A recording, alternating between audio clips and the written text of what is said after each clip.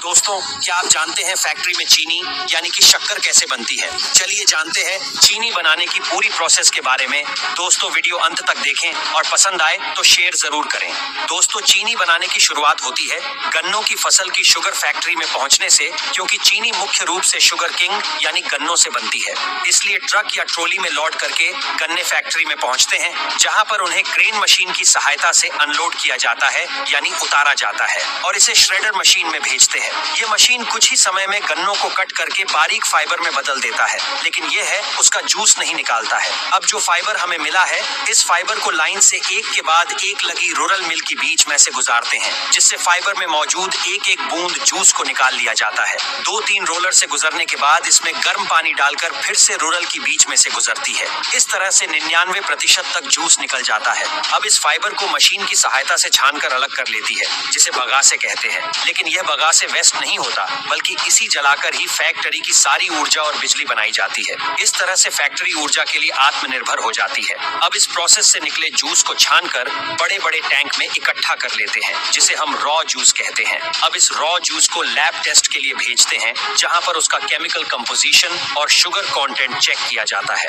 Lab test के बाद juice को रिएक्शन टैंक में भेजते हैं, जहां पर इसमें जरूरत के अनुसार लाइम यानी चूना डालते हैं और साथ साथ सल्फर गैस भी छोड़ते हैं। इन सबको फिर मशीन की सहायता से 5-6 घंटों के लिए मिलाया जाता है। इस दौरान ब्लीचिंग और एल्कलाइजेशन की प्रोसेसर होती है, जहां से फिर इसे क्लेरिफायर टैंक में भेजते हैं। वहां पर इसी टैंक में भरकर छोड़ देते हैं और कुछ समय बाद सारा कीचड़ नीचे बैठ जाता है, सेडिमेंट के रूप में, और साफ पीला जूस ऊपर रह जाता है। अब इस साफ जूस को कचरे से अलग करके इवेपोरेटर्स में भेजते हैं। इवेपोरेटर्स में जूस को तब तक उबाला जाता है जब तक यह गाढ़ा सिरप में न बदल जाए। अब इस सीरम को प्रोसेसिंग टैंक में भेजते हैं, जहां पर ऐसी पहली गर्म करती है। फिर इसमें पहले से बनी चीनी के कुछ दाने डालकर ठंडा करते हैं, जिससे ठंडा होने पर बाकी सिरप भी शुगर क्रिस्टल यानी दानों के रूप में जमने लगता है। इस दौरान सैंपल लेकर इसका टेस्ट भी करते हैं, ये चेक करने के लिए कि क्रिस्टल कैसे जम रही है। जब यह सिरप ठंडा हो जाता है, तब इसमें 2 तरह की चीजें होती है, शक्कर यानी शुगर की क्रिस्टल और मोलासिस। मोलासिस एक गुड़ की तरह दिखने वाला लिक्विड होता है, लेकिन यह गुड़ नहीं होता। अब इस सिरप को सीरीज में लाइन से लगी सेंट्रीफ्यूज मशीन में डालते हैं। ये मशीन 1 मिनट में 1000 से 2000 बार घूमती है। इस मशीन में एक बारी छनी लगी होती है, जिससे शुगर के क्रिस्टल बाहर नहीं निकल सकते, लेकिन मोलासिस बाहर निकल जाता है। पर इस मोलासिस भी कुछ शुगर के क्रिस्टल रह जाती है, इसलिए इस मोलासिस को भी 2-3 बार सेंट्रीफ्यूज मशीन से गुजारते हैं, जिससे ज्यादातर शुगर के क्रिस्टल निकल जाए। अब इन शुगर क्रिस्टल को इकट्ठा करके कन्वेयर की सहायता से ड्राइवर में भेजती है, जहां पर इसी हल्के गर्म वातावरण में सुखाया जाता है। अब हमें हल्के भूरे रंग की यानी ब्राउन कलर की शुगर यानी चीनी मिल जाती है, जिससे लो शुगर कहते हैं। लेकिन अभी यह उस तरह की सफेद नहीं होती जिससे सफेद चीनी का इस्तेमाल हम लोग करते हैं, उसे रिफाइंड शुगर कहते हैं। रो शुगर से रिफाइंड शुगर बनाने के लिए रो शुगर को डिस्टिल्ड वाटर यानी पानी में अच्छी तरह से घोल लेते हैं, ताकि सारे क्रिस्टल अच्छे से घुल जाए। फिर उसे सैंड एंड ग्रेवल फिल्टर से गुजारते हैं, जो इसमें मौजूद रेत और कंकड़ आदि को छानकर अलग कर देता है। वहां से फिर इसे डिक्लेरेशन टैंक में भेजते हैं, जहां पर चीनी को सफेद करने की प्रोसेसर होती है। भारत में इस प्रोसेस के लिए ज्यादातर सल्फर डाइऑक्साइड गैस का इस्तेमाल होता है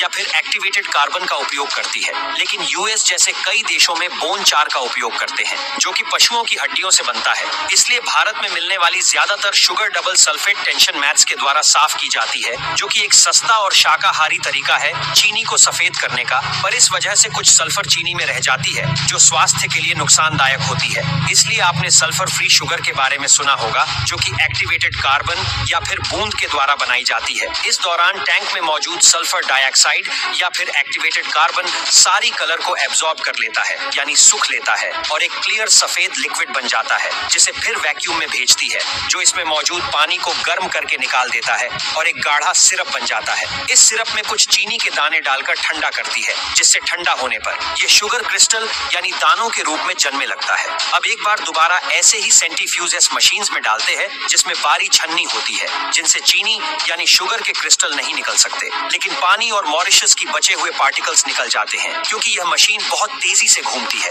जिस कारण सेंट्रीफ्यूगल फोर्स जनरेट होता है और सिर्फ व्हाइट शुगर क्रिस्टल यानी सफेद चीनी के दाने रह जाती है, जिसे फिर घूमते हुए रोटेटिंग ड्राइवर मशीन में भेजते हैं, जो इसमें मौजूद नमी को अलग कर देता है और जो शुगर की स्थल यानी दाने आपस में चिपकी रहती है, उन्हें भी अलग कर देता है। फिर इसे बड़ी बड़ी वाइब्रेट करती हुई छानियों के द्वारा छानकर इसे स्टोरेज टैंक में भेजते हैं, जहां पर हजारों टन शुगर को रखा जाता है, जहां से फिर इससे ऑटोमेटिक फीलिंग मशीन के द्वारा प्लास्टिक बैग्स यानी में भरती जाती है और इसके ऊपरी सिरे को सीकर पैक कर देती है, जहां से फिर से ट्रांसपोर्ट किया जाता है।